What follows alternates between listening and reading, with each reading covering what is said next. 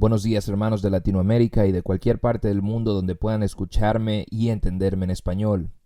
Esta mañana continuamos en nuestros devocionales en el libro de Tito, capítulo 1, y vamos a estar repasando versículos 10 al 16. La palabra de Dios dice de la siguiente manera: Porque hay aún muchos contumaces, rebeldes y habladores de vanidades y engañadores, mayormente los de la circuncisión, a los cuales es preciso tapar la boca, que trastornan casas enteras, enseñando por ganancias deshonestas lo que no conviene.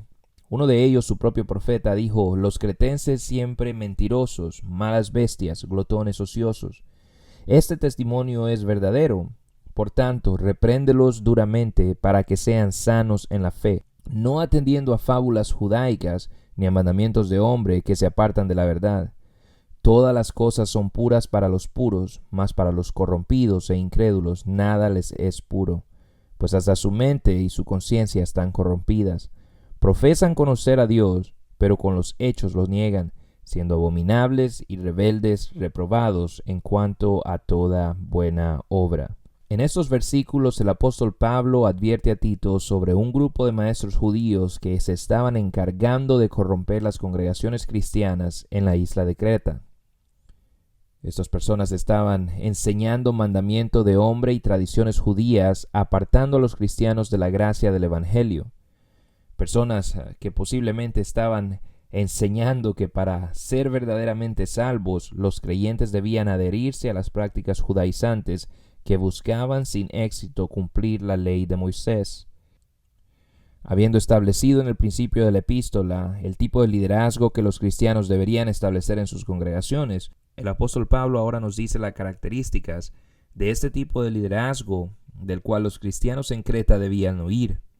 Los falsos maestros, como nos damos cuenta aquí, no son algo nuevo dentro de la iglesia. Tan temprano como en el primer siglo nos damos cuenta de que ya había quien pervirtiera la palabra de Dios por ganancias deshonestas. Pablo describe a estos hombres comenzando en el versículo 10 como contumaces, esto es, rebeldes que no tienen ningún tipo de respeto por la autoridad de Dios o el liderazgo establecido dentro de las congregaciones. También los llama habladores de vanidades y engañadores, personas que hablan palabras vacías sin fundamento bíblico, cuya intención es la de confundir y engañar a los creyentes.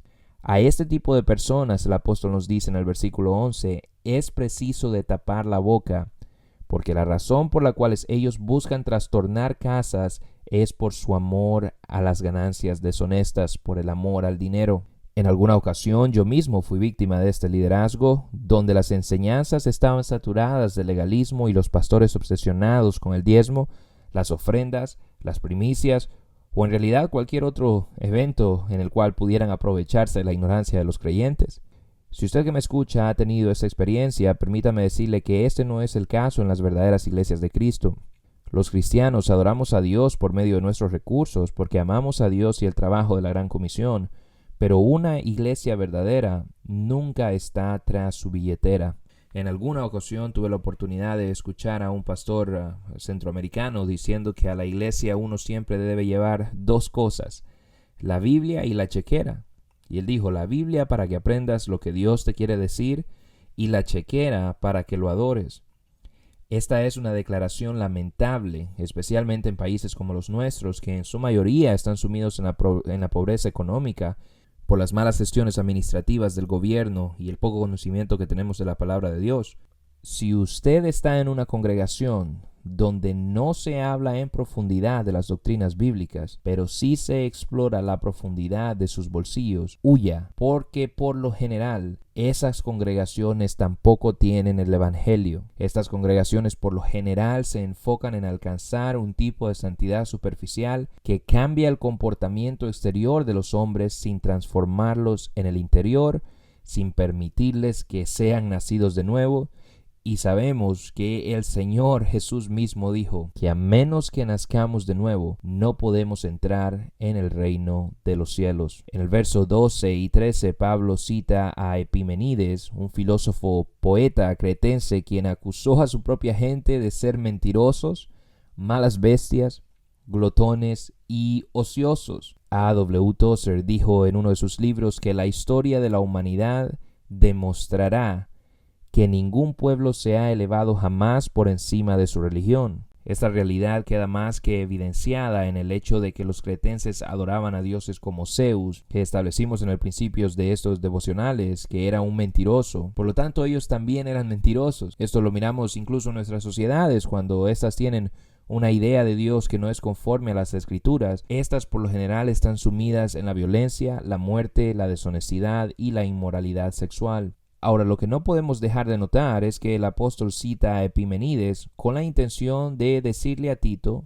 que Creta está completamente llena de personas que necesitan a Dios y que por esta razón ellos no pueden dejar que los líderes de las congregaciones sean como el resto de las personas de la isla. Recordemos que el propósito del Evangelio es la transformación de las personas y de las sociedades por medio de una relación con Cristo. Entonces podemos ver el corazón pastoral del apóstol quedando expuesto cuando le pide a Tito, todavía en el versículo 13, que la razón por la que él tiene que reprender a todos en Creta es precisamente para que sean sanos en la fe, departiendo del estilo de vida tradicional de la isla. Pero los cretenses solamente van a poder hacer esto si se mantienen en el Evangelio, no atendiendo principios y mandamientos de hombre.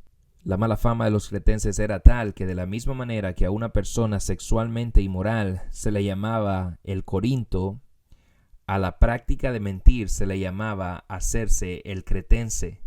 Entonces Pablo le está pidiendo a Tito que no permita que estos falsos ministros obstaculicen el crecimiento espiritual de la iglesia de Creta. En el versículo 15 y 16 Pablo nos explica que la razón por la que estos falsos maestros estaban enseñando mandamientos de hombre y querían adherirse a rituales judaicos de purificación era precisamente porque ellos mismos no habían sido limpios internamente por el Evangelio. Pablo dice en versículo 15, todas las cosas son puras para los puros, mas para los corrompidos e incrédulos nada les es puro, pues hasta su mente y su conciencia están corrompidas. Y en el verso 16, profesan conocer a Dios, pero con los hechos lo niegan, siendo abominables y rebeldes, reprobados en cuanto a toda buena obra. Hermanos, no importa cuánto el incrédulo trate de limpiarse a sí mismo, ni cuánto trate de no contaminarse interiormente.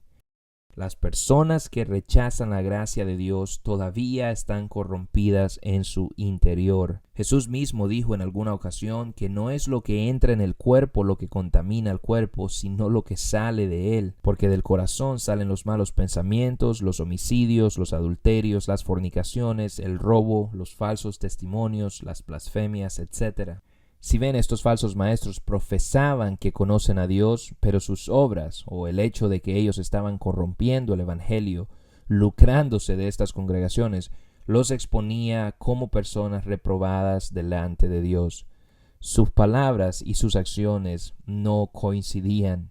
Y si les soy sincero, por mucho tiempo yo asistí a congregaciones donde este tipo de liderazgo era prevalente. El enfoque era el dinero, donde el enfoque era no la santidad interior, no una verdadera transformación por el Evangelio, sino más bien una transformación exterior, legalista, enfocados en lo que hacemos, en lo que decimos, mucho más que en nuestra relación verdadera con Dios a través de la fe en el trabajo terminado de Jesucristo. Entonces, 5 cosas que quiero que nos llevemos de estos versículos. Primero, cuidado con los falsos maestros.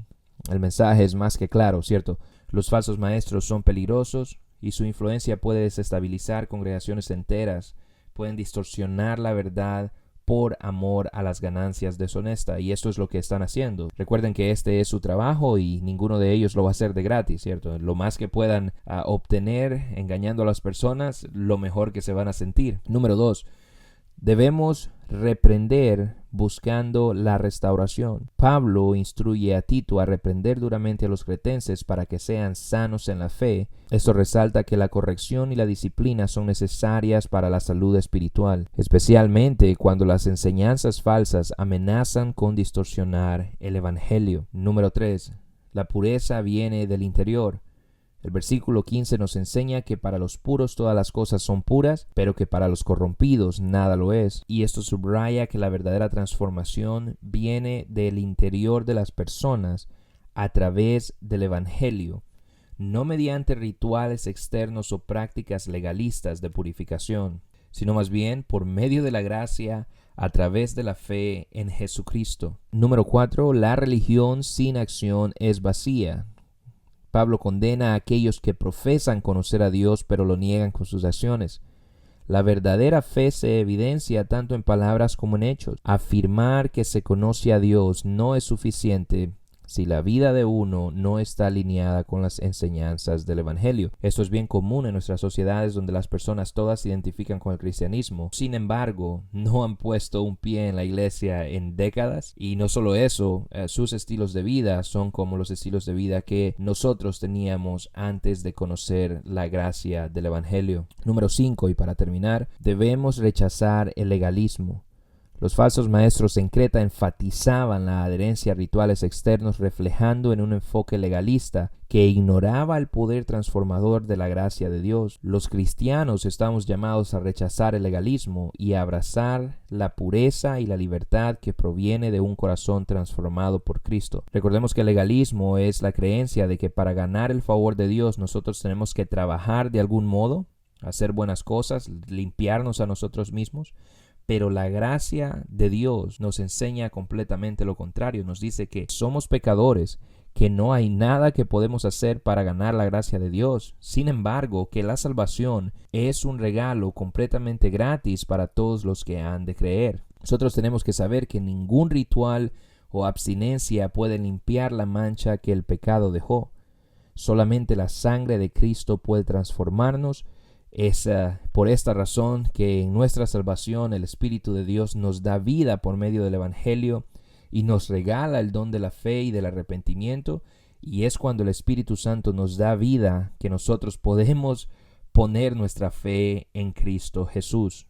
Entonces rechacemos este tipo de liderazgo, denunciemos cualquier pastor, cualquier ministro que esté tras el dinero de sus congregaciones y entendamos que no es justo que las personas sigan yéndose al infierno por rechazar la iglesia, por rechazar el Evangelio, por culpa de personas que ni siquiera conocen a Dios, que ni siquiera conocen a Jesucristo, que no tienen el Evangelio. Yo he escuchado en más de alguna ocasión que este tipo de predicadores dedican su vida a atemorizar a sus congregaciones y a decirles que no hablen mal del ministro de Dios, que no denuncien lo que está pasando en sus congregaciones porque una maldición va a venir sobre ellos. Sin embargo, aquí estoy yo denunciando a cualquier pastor, a cualquier ministro cuyo enfoque sea el de hacerse rico, el de ganar dinero, aprovechándose de las ovejas en sus congregaciones. Hermano, y si este devocional fue de bendición para usted,